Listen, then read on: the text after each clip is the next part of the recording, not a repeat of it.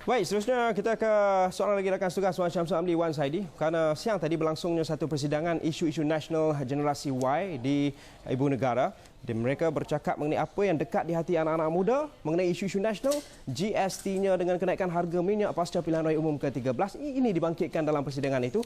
Kita terus bersama Wan Syamsul Amli Wan Saidi. Wan Syamsul, silakan.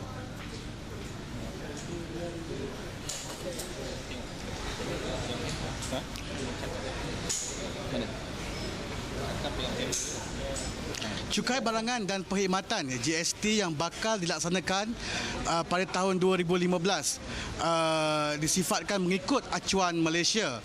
Pengarah Jabatan Cukai Domestik Kastam Diraja Malaysia, Datuk T. Subramaniam menjelaskan sistem percukaian baru itu berbeza dengan GST yang telah digunakan di negara lain termasuk di Singapura. Subramaniam menjawab persoalan yang dibangkitkan anak-anak muda melalui persidangan isu-isu nasional Gen Y, Anjuran Generasi Pelapis Malaysia GPM, dan tambah beliau, dengan pelaksanaan GST, sistem cukai akan lebih adil dan menyumbang kepada pengagihan ekonomi secara lebih menyeluruh. Perbezaan GST yang bakal dilaksanakan di negara ini dengan negara lain adalah kadarnya ditetapkan pada 6% sahaja serta tidak melibatkan barangan asas dan perkhidmatan awam. Kita melaksanakan GST ini untuk menjadi negara berpendapatan tinggi. Okey, kita lihat, jangan melihat GST dari sudut pengenaan cukai saja. Ya, apabila kita melaksanakan GST, negara become more competitive. Malaysia is a very open economy. We have to understand that.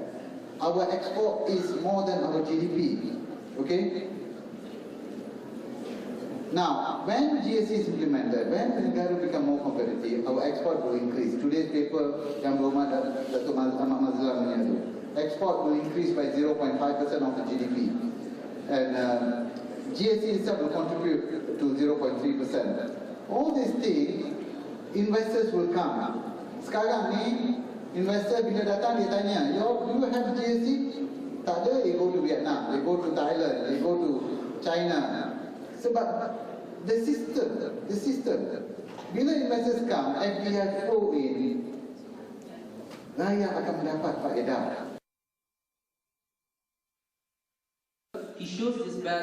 Dalam pada itu, golongan muda dan mahasiswa mendesak kerajaan memperbanyakkan dialog bagi meningkatkan kefahaman mengenai GST.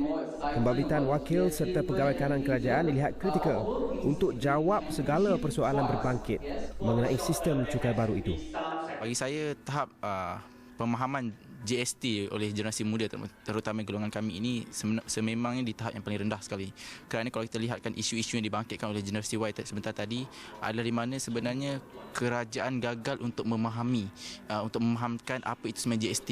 Dan kita lihat sendiri panelis yang dihadir pada hari ini pun sendiri untuk memahamkan GST, apa kegunaan dan benefit yang boleh diperoleh oleh GST dan apa kesan langsung pada kami, yakni rakyat ni, kurang diperjelaskan dengan baik. Mungkin kita boleh berhubung dengan secara privacy seperti mana yang diberitahu oleh panel tadi. So untuk dapat maklumat yang lebih detail, mungkin boleh jumpa dia dengan private.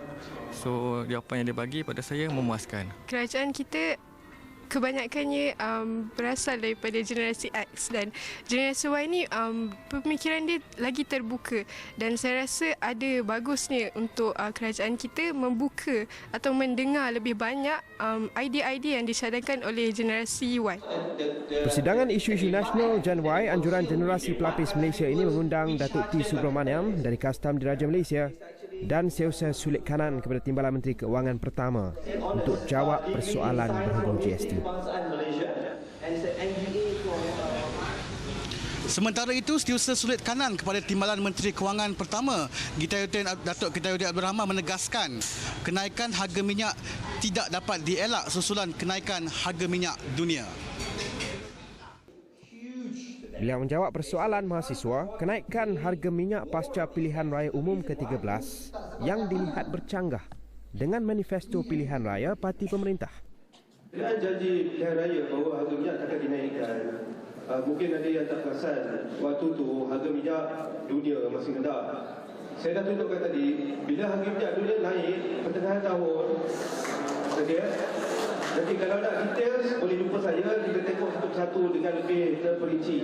Bila harga minyak naik, kita tak mampu untuk sustain subsidi. In fact, bila harga minyak dunia naik lebih tinggi ya, subsidi kita pun akan bertambah. Okey, mungkin ada yang fikir kita negara keluar minyak, Petronas kita punya peningkatan bila harga minyak mentah dunia naik, peningkatan pendapatan dekat situ hanya 5% saja. Tetapi peningkatan subsidi yang terpaksa kerajaan Persekutuan tanggung adalah 20 ke 21%. Jadi bila ada perbezaan ketara macam tu dan peningkatan kos pada government tak dapat tidak kena naikkan sedikit, tapi kita tambahkan rate. Jadi kita pindahkan subsidi yang tersasar kepada subsidi yang bersasar biar orang yang betul-betul layak dapat. Justru rasionalisasi subsidi dilihat langkah terbaik memastikan golongan sasar yang memerlukan lebih terbela. Dan bersama saya di Kampung Baru sekarang adalah Presiden Gabungan Pimpinan Mahasiswa Malaysia GPMM Azri Nizam Ibrahim di sebelah kanan saya, dan di sebelah kiri saya adalah Presiden Kelab Sukan Komuniti Sepang Nur Azli Said. Soalan pertama saya berikan kepada Azri Nizam. Azri Nizam, bagaimana saudara melihat tentang reaksi orang muda terutamanya tentang keresahan rakyat mengenai kenaikan harga barang? Baik, bila bercakap tentang harga barang, bila bercakap soal resah, bila mendengar tentang barang naik, siapa saja yang akan mendengar perasa tersebut pasti akan merasa sesuatu yang tidak gembira. Itu respon yang pertama.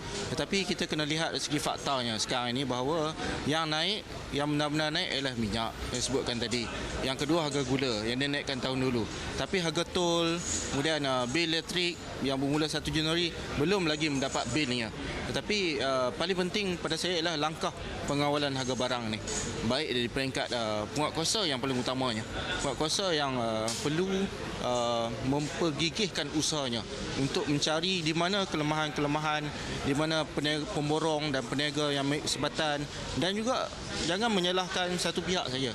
Pengguna sebagai raja ataupun sebagai king maker yang menggunakan segalanya, mereka boleh buat pilihan dan mereka juga bebas untuk mengadu dan menghukum pemborong yang mengambil kesempatan ni. Itu respon saya. Jadi, dan bagaimana pula Azri Nizam melihat suara anak muda dapat dibawa dalam mungkin mengekang ataupun boleh mengawal kenaikan harga barang? Ya. Bagi saya anak muda kena membantu mereka-mereka yang kurang faham dengan margin kenaikan barang ini. Anak muda senang akses kepada dunia maya sekarang ni. Mereka boleh check and balance pada golongan yang lain. Dan anak muda boleh membantu untuk menggesa penguatkuasa yang mungkin leka dan sebagainya atau pemborong yang ambil kesempatan untuk menghukum pihak-pihak yang sebegini. Jadi saya ingat itu metodologi yang terbaik lah untuk kita kawal kenaikan harga barang ni. Terima kasih Azri Nizam dan Nur Azli Said pula. Nur Azli, bagaimana Nur Azli melihat GST sendiri? Kita tahu menjadi perbualan hangat terutamanya generasi muda. Bagaimana kita nak lihat, nak memberi kesedaran tentang GST kepada anak muda ni sendiri? Sebenarnya saya melihat GST ini adalah satu bentuk sistem percukaian yang bukan baru. Sebenarnya telah dipraktikkan hampir 160 negara di seluruh dunia mempraktikkan tentang GST ini. Kalau kita lihat di negara ASEAN itu sendiri, 7 daripada negara telah mengamalkan GST. Di antaranya ialah Singapura, Indonesia. Malah GST yang kita perkenalkan, kerajaan perkenalkan ini, kita lihat sangat rendah berbanding negara-negara ASEAN yang mempraktikkannya. Kalau kita lihat di Malaysia ini hanya sekitar 6%. Kalau kita lihat di Singapura yang telah mempraktiskan GST ini pada tahun 1993, kita lihat kadarnya bermula pada 3% dan meningkat sehingga 7% waktu ini. Manakala bagi Indonesia pula kekal pada 10%. Jadi kita melihat struktur cukai baru ini memberi kesan secara langsung kepada rakyat yang mana kita lihat harga barangan dan perkhidmatan akan turun. Kalau kita lihat sebelum ini harga barangan dan cukai perkhidmatan ditetapkan pada kadar 10%. Apabila adanya GST ini, kita sebagai rakyat mendapat kesan secara terus yang mana harga barangan boleh menjadi lebih murah, dan kita melihat isu ini dimainkan oleh sesetengah pihak bagi menunjukkan bahawa kerajaan mengambil kesempatan atas isu GST ini. Jadi saya secara peribadi melihat isu ini, GST ini adalah satu bentuk sistem cukai yang baik yang mana secara tidak langsung boleh menambah kepada pendapatan negara. Mungkin secara ringkas boleh Azli cerita bagaimana caranya untuk menangkis manipulasi pihak-pihak tertentu yang cuba memeningkan golongan muda terhadap GST ni mungkin. Saya lihat kerajaan itu sendiri melalui kementerian-kementerian yang seperti KPDNKK harus turun lebih jauh kepada kawasan-kawasan yang mendapat akses yang kurang ini untuk kita perkenalkan. Contohnya di tempat saya ada roadshow berkaitan dengan GST selain daripada hebahan melalui media-media massa dan media-media sosial, dan saya juga menyeru kepada pimpinan-pimpinan muda melalui majlis belia dan juga melalui kepimpinan-kepimpinan belia yang ada agar kita sama-sama memahami konsep GST ini. Sesuatu yang nak kita bina ini adalah satu bentuk rangka kerja mencipta masa depan yang lebih baik. Jadi kita lihat GST ini adalah satu langkah permulaan. Jadi saya menyeru kepada golongan muda untuk sama-sama kita membantu kerajaan, kita memberi penjelasan agar mereka ini lebih faham. Kalau kita lihat, tidak semua barang kena GST. Ada di antaranya barangan-barangan keperluan yang tidak dikenakan langsung GST. Jadi bagi saya ini satu langkah yang baik daripada kerajaan. Dan walaupun ini bukan satu langkah popular, tetapi setidak-tidaknya kerajaan sedia ada hari ini berani mengambil tindakan yang sepatutnya demi kelangsungan hidup rakyat masa depan.